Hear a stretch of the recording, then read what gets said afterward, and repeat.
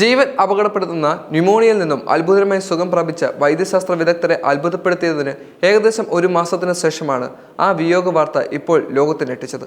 April 21 Francis മാർപ്പാപ്പ അന്തരിച്ചു. ഓരോ ജീവനും ആശ്വാസമായിരുന്ന ഫ്രാൻസിസ് മാർപ്പാപ്പയുടെ മരണം എല്ലാ സാധ്യതയിലും ശ്വാസകോശ സംബന്ധമായ പ്രശ്നവുമായി ബന്ധപ്പെട്ടതല്ല, മറിച്ച് സെറിബ്രൽ ഹെമറേജ്, ഒരു സ്ട്രോക്ക് മൂലമാണ് മാർപ്പാപ്പ മരിച്ചതെന്നാണ് ഇപ്പോൾ കിട്ടുന്ന വാർത്ത. ഫ്രാൻസിസ് മാർപ്പാപ്പയുടെ മരണത്തിന് കാരണമായേക്കാവുന്ന കാര്യങ്ങളിൽ ഒന്ന് സെറിബ്രൽ ഹെമറേജ് ആയിരിക്കാം എന്ന് പല സ്രോതസ്സുകളെ ഉദ്ധരിച്ചുകൊണ്ട് ANSA പറഞ്ഞു. ന്യൂമോണിയ ബാധിച്ച് 5 ആഴ്ചകളോളം ആശുപത്രിയിൽ കഴിഞ്ഞ ഫ്രാൻസിസ് മാർപ്പാപ്പ മാർച്ച് 23 ഡിസ്ചാർജ് ചെയ്യപ്പെടുകയായിരുന്നു. ഫ്രാൻസിസ് മാർപ്പാപ്പയുടെ മരണത്തിന്റെ കൃത്യമായ കാരണം ഇതുവരെയും വെളിപ്പെടുത്തിയിട്ടില്ല, എന്നാൽ ഉടൻ തന്നെ വെളിപ്പെടുത്താനുള്ള സാധ്യതയുമുണ്ട്. ഞായറാഴ്ച രോഗാവസ്ഥയിലും ഫ്രാൻസിസ് മാർപ്പാപ്പ വീൽചെയറിൽ പ്രത്യക്ഷപ്പെട്ടിരുന്നു.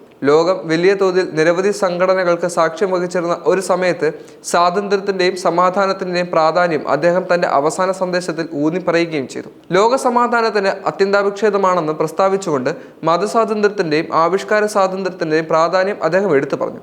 ഈ വർഷം ഫെബ്രുവരിയിൽ ശ്വാസകോശ സംബന്ധമായ അണുബാധയെ തുടർന്ന് ഫ്രാൻസിസ് മാർപ്പാപ്പയെ റോമിലെ ജെമേലി ആശുപത്രിയിൽ പ്രവേശിപ്പിച്ചിരുന്നു.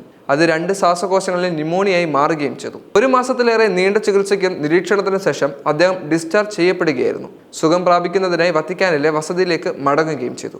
ഈസ്റ്റർ ദിനത്തിന് ശേഷം തിങ്കളാഴ്ച രാവിലെയാണ് അദ്ദേഹം മരിച്ചതായുള്ള വിവരം ലോകത്തെ ഞെട്ടിച്ചത്.